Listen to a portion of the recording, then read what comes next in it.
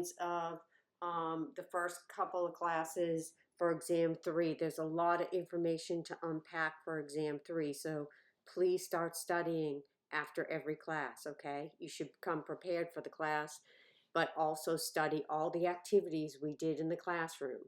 Okay, so we're going to start with the eyes. And with data collection, there's different ways we assess different functions of the eyes. So when we use the Snellen chart to test for visual acuity, we are testing cranial nerve 2, which is the optic nerve. Each cranial nerve has a Roman numeral associated with it, and also a common name to the nerve, which gives you clues about what the nerve does, okay? When we test extraocular muscles, we're testing 3 cranial nerves. Cranial nerves 3, 4, and 6 make my eyes do tricks, but you also need to know what the Roman numerals look like and what the name of the nerve is.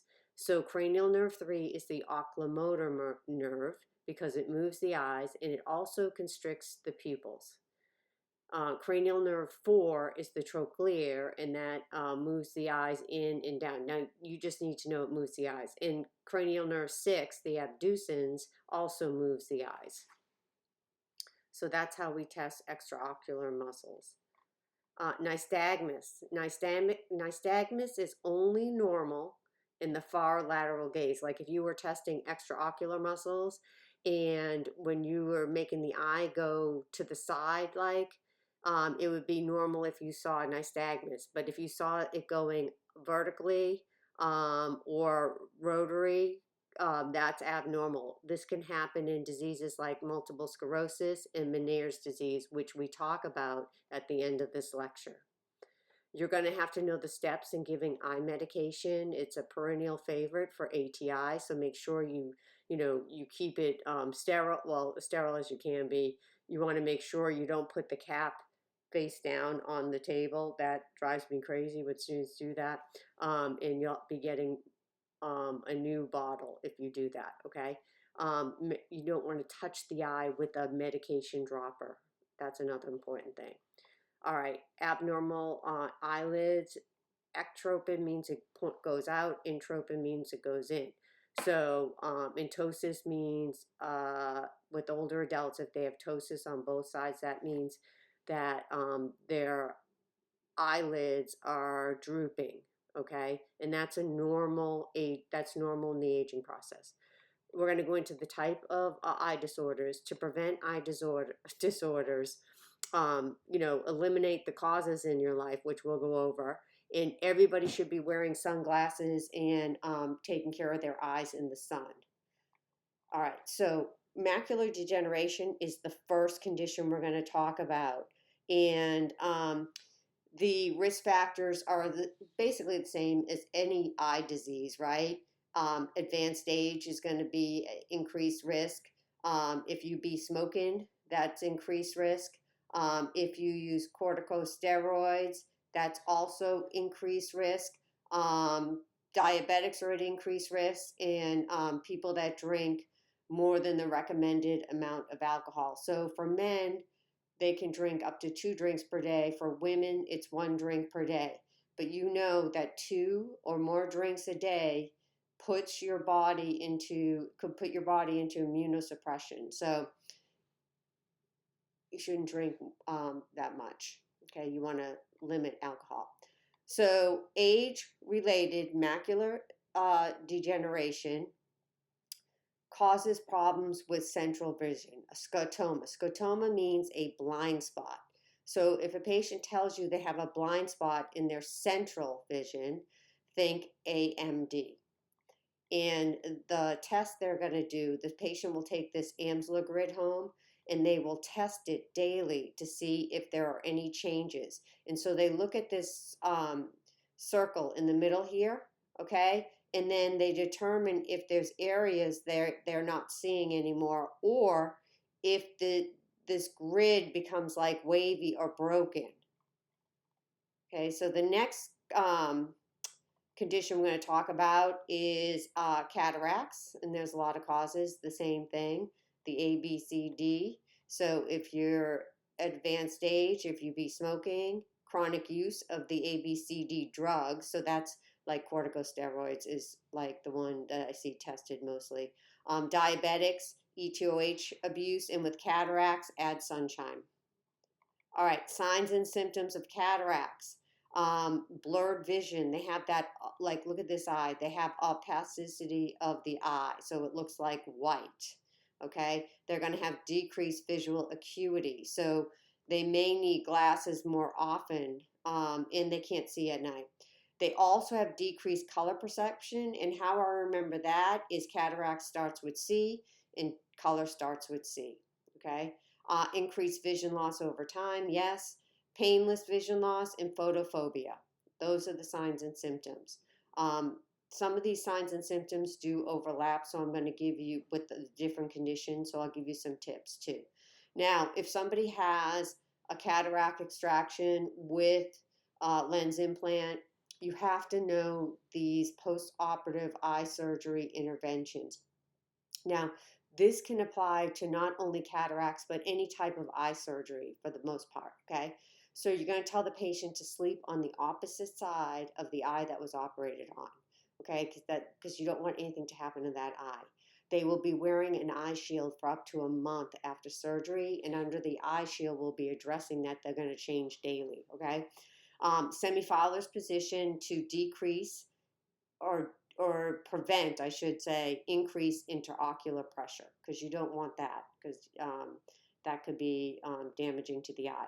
They change the eye patch daily, no sex for up to 8 weeks, no bending at the waist, no straining with stool, no heavy lifting. Like if they have to bend down to pick something up, they need to bend at the knees, not the waist. Okay, you expect itchy eyes after, you expect the eyes to be bloodshot.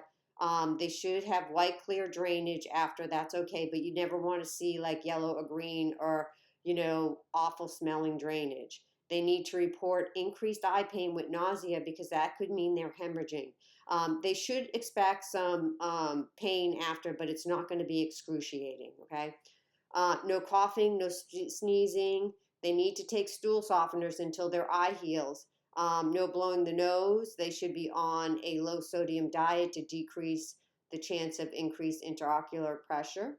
Limit caffeine, and don't tilt their head back like when they're washing. They can't wash their hair like in the shower.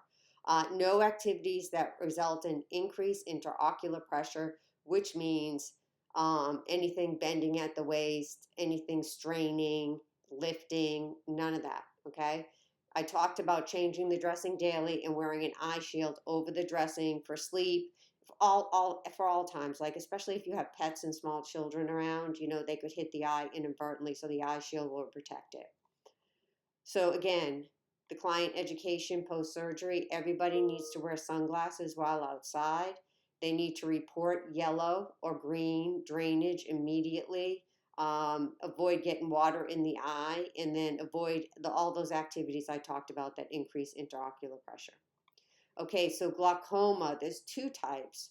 The closed angle glaucoma, it happens when the intraocular pressure increases dramatically and it requires immediate treatment. Okay, so what happens with glaucoma?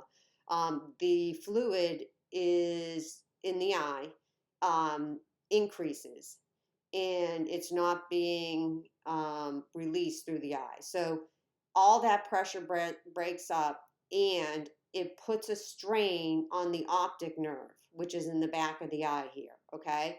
So what they're going to look like, what their vision is going to look like, I should say, is that they're going to have tunnel vision. So that means they'll have a loss of peripheral vision.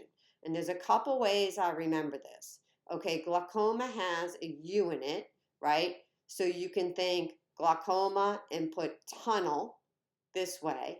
I also think of the coma in glaucoma, and this like vision right here, you're losing all the peripheral vision. It reminds me of going into a CAT scan, which you might have if you're in a coma. Anyways, that's just a weird way I remember it. Now, tunnel vision or peripheral vision is like the hallmark sign of that. They can also have blurry vision. They'll have decreased visual acuity. They could have an eyebrow headache, but this, like cataracts, is also pretty painless. Okay, so some patients don't even know they have it. So that's why everybody needs to get their eyes checked after age 40 every year. They'll see rainbow halos around lights. Now remember, yellow halos or yellow-green halos are a sign of digoxin toxicity. Glaucoma has rainbow halos, and their eyes may be red. Okay, warning signs. The glasses, even new ones, they don't clarify vision, so they're going to the eye doctor more frequently. They have blurry or hazy vision that clears up after a while, and they have trouble getting used to darkened rooms, such as movie theaters. And as you age, that's also a symptom as you age. I need a lot more light than I used to in rooms, I noticed. Okay, seeing rainbow colored lights, we talked about that. Narrowing vision at the sides on one of both eyes, so that means loss of peripheral vision. And then, they need to get an eye exam, obviously. So there's medications that you learn about in pharmacology this semester that help reduce the symptoms of glaucoma. Now, what's important for you to know is that people with glaucoma have to have a double supply of their medications. They cannot go without their medications because they can lose their vision. That's very important. Okay. With retinal detachment, okay, they're going to see flashes of light. Okay. They may see floaters before, and they'll probably have to go to surgery. But if somebody has a retinal detachment, you want them to stay still. They need to restrict their head movement because you don't want the retina to detach any further before they get that fixed. Okay. Now here is over here some visual changes that can help you. See with glaucoma they have tunnel vision. With cataracts they have blurred vision. With retinal detachment, it also is described as having a curtain over their eye. That's how they can describe it. Okay, so and plus they're going to have the floaters and the flashes of light. Macular degeneration, it's almost like the opposite of glaucoma. They have loss of central vision. Whereas glaucoma has central vision, it has loss of peripheral vision. Now, retinopathy is a symptom of hypertension. So everybody needs to have eye exams, and this is one of the things they check for because hypertension is the silent killer. And oftentimes, patients could find out that they have hypertension because they're developing retinopathy at the eye doctors, okay? All right, and you would try to get them under good control with their hypertension if they had retinopathy. All right, so we're going to talk about some type of ear disorders, hearing loss, conditions of the middle ear, and conditions of the inner ear. So with hearing loss, we did an activity that compared and contrast the conductive hearing loss with sensorineural hearing loss. I absolutely recommend you go back and look at that activity we did. Okay, so causes of hearing loss include, I was a runner for many years and I listened to music blasting in my ears when I ran. That can cause hearing loss. Medications, your aspirins, your NSAIDs, your aminoglycosides, loop diuretics, platinum-containing medications. Those are medications that can cause hearing loss because they damage the 8th cranial nerve, which is the vestibulocochlear nerve, okay? And this is how it's abbreviated. Cranial nerve, V stands for 5. That's the Roman numeral for 5. And then 111. So this means 8.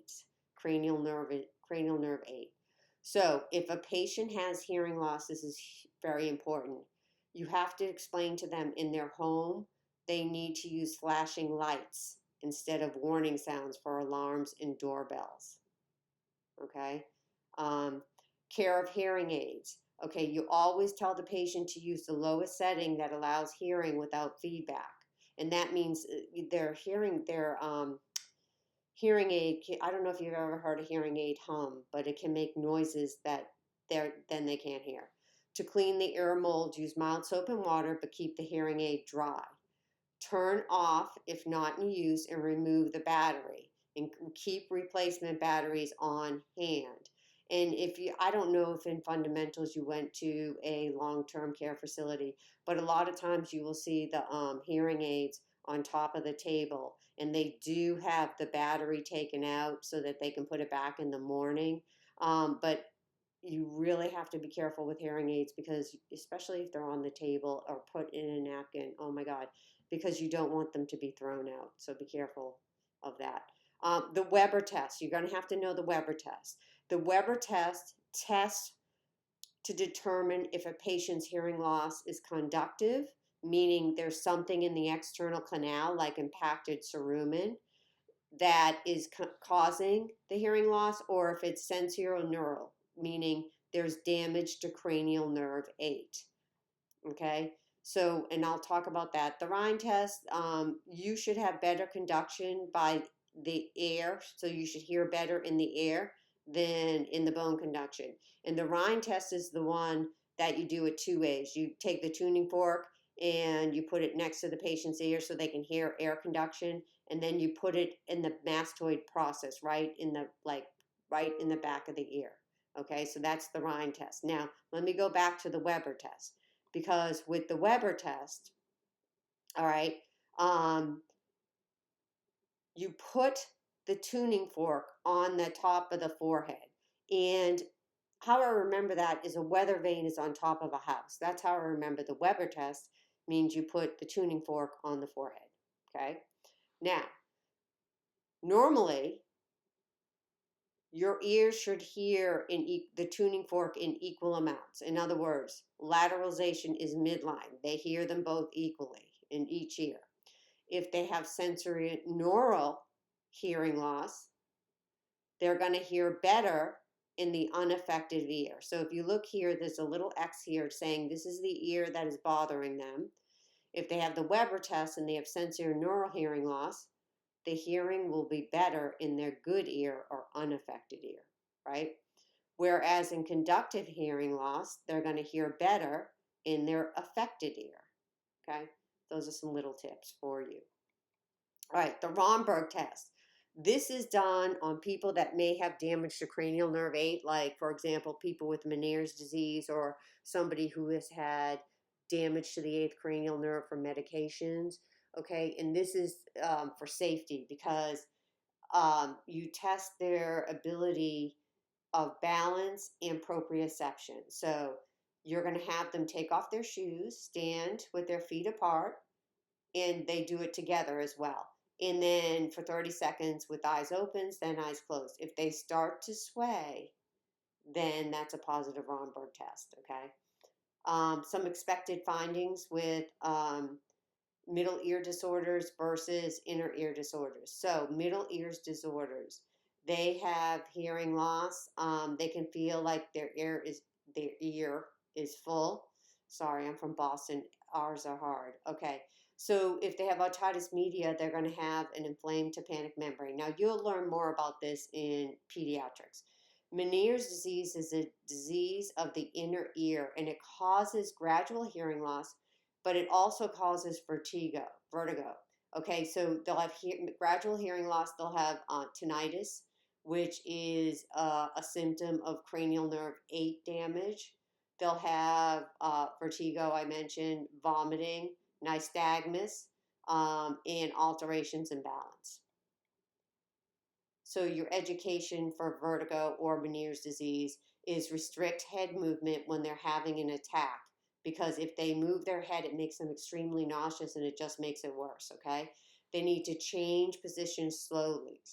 In their regular life, not just when they're having an attack, they need to avoid caffeine and alcohol, okay? And also sodium. They need to decrease the increase of salt and sodium containing foods like MSG, Chinese food, soy sauce, ketchup, all the things we like to eat, right? If they're having an attack, they rest in a quiet, darkened room, and they should space fluids evenly throughout the day. And they may be put on a fluid restriction if they drink a lot of water or a lot of fluids. Okay, so the medications they take, these would be taken during like an attack, but these medications cause drowsiness. So I just want to remind you to keep safety in mind, okay, because we don't want them falling. All right, so giving ear medications, you're going to need to know this too. You're going to have the client sit upright and lie on their side. Now, if it's an adult, you want to pull the ear canal up. You pull the auricle upward and outward, okay, which means upward and backward is another way to say it. So how I remember this is adults need to move up and out of their parents' house. That's how I remember that. Children, you pull the opposite way, you pull down, and I just think children are small, so I'm going to pull down. I don't know. Hold the dropper 1 centimeter above the ear canal, and then apply gentle pressure with your finger to the tragus of the ear unless it's too painful. And have them remain in that position for 2 to 3 minutes after putting the drops in. All right, let's go and see with your disease sheets how we did. Okay, so cataracts is the first thing. Remember the opacity. Remember they have decreased visual acuity and also decreased color perception. Okay, it could be painless. They could have photophobia. Sunshine can cause it. So remember the risk factors. This is the risk factors of most of the eye conditions we're talking about. Advanced age, if they be smoking, chronic use of the drugs, usually corticosteroids are the, most tested. Diabetics, alcohol abuse, sunshine, okay? Wear sunglasses and protective eyewear when you're, if you're work with tools and stuff. Okay. We test visual acuity with the Snellen chart, you know that. The adaptive devices. So people that have decreased visual acuity, they may need like talking clocks, they may need magnifying glasses if they still can see, big calendars, etc. Okay. Remember the surgery. We already just went over this. Okay. So the vision's going to improve in 3 months after the surgery. And the patient will be photophobic after surgery. With macular degeneration, it's the loss of the central vision. They use this Amsler grid, and it's the risk factors are, you don't have to memorize them all. Just memorize what I said about A, B, C, D, E, okay? And then with glaucoma, remember, it's the peripheral vision they lose. The tonometer. Tonometry measures the pressure in the eye. The normal pressure is 10 to 21. Okay? If they have acute angle, it could be over 22. And if they have a closed angle, it can be over 30. You don't really need to distinguish that, but it's just going to be increased, okay? Same post-op indications as the ones we already went over with cataracts. Nothing really to add there. And then retinal detachment. Keep the head before surgery. They've got to stay limit head movement because you don't want it to go further with the retinal detachment.